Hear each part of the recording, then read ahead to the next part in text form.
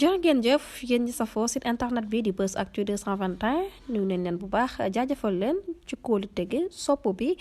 ak topp bi nga xamante ne rek yi nag ñu koy topp bu leen fàttee abonné di bës cloche de notification yi ngir mën a am yeneen i info sant ak ngërëm ñel na leen yéen ñi nga xam ni yéenee safoo chaîne bi di Buzz Actu 221 moom mi nga xam ni juriste la faro fi nga xam ni moo di TFM daal di wéy turu Daouda Mine àdduna jëmee ci li nga xam ni mooy haute cour de la justice bi nga xam ni daanaka daan nañ koy taxawal foofee nga xam moo di assemblée nationale ngir kat ñu daal di saytu ñenn ñi nga xam ni daanaka ñoom ñi leen dañaa jàpp ni dañaa def leen li ñu jiitu ñu mel ni président bi fi woon ak ñi nga xam ne ñoo di ay ministre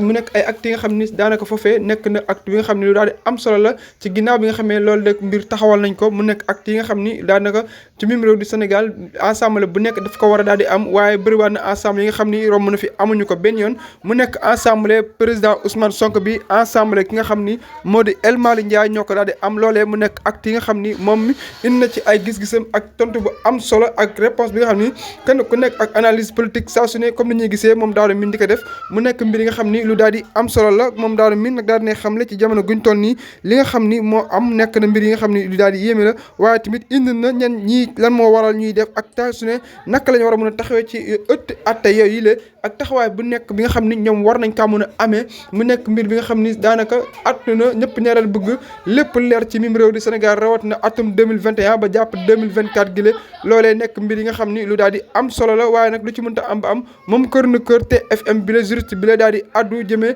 ci taxawaay bi nga xam ni noonu la war a doxee ak foofee nga xam ni moo di assemblée nationale li nga xam ni moom la war a uteeg ak leen ci tribunal yi nga xam ni saa su ne dañ koy gis ci leen tribunal yi uute yi faro ci numéro du Sénégal ci 46 département yi lée lu ci mënta am ba am dinañu xool naka la waan di mujjee ak gëtëm ak taxawaay bi nga xam ni ñoom ñi lee nar nañ kaa amal mu nekk mbir yi nga xam ni daanaka lu am solo la waaye nag daanaka ñoom ñi lee mën nañ ne ñi ko composé di ay député yi lée ku ci mel ni gisoon nañ ko bu baax a baax moom mi nga xam ne moo fi nekkoon procureur di wéy turu Alioune Ndao waaye nag lu ci mënta am ba am gis nañ fi sax mel ni Abdoul Mbow ak ñeneen Amadou Ba ak ñeneen ñi nga xam ni daanaka ñoom ñi lee mën na am ginnaaw bi nga xam ni waat nañ juré nañ ni dinañ fa def lépp loo xam ni luy wér dëppoo la ak charte ak ndey réew mi le mu nekk acte yi nga xam ni daanaka dinañ xool bu baax a baax nu mu daal di demee ak naka la war a mën a doxee foofee nga xam ne moo di assemblée nationale di wax ni bu leen di fàttee abonné aimer partager commentaire like ndax lu fi information xibaar ñu nekk ni salaamaaleykum wa rahmatullah